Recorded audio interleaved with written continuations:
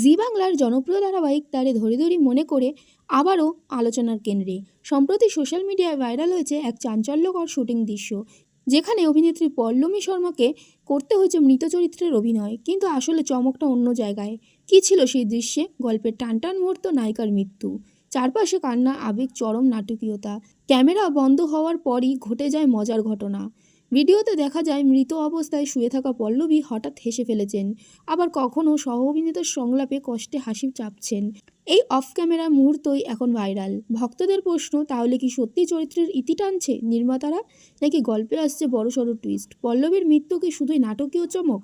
প্রযোজনা সূত্রে যদিও অফিসিয়ালি কিছু জানানো হয়নি, তবে টিআরপি বাড়াতে এমন টুইস্ট নতুন নয় বলেই মনে করছেন অনেকেই।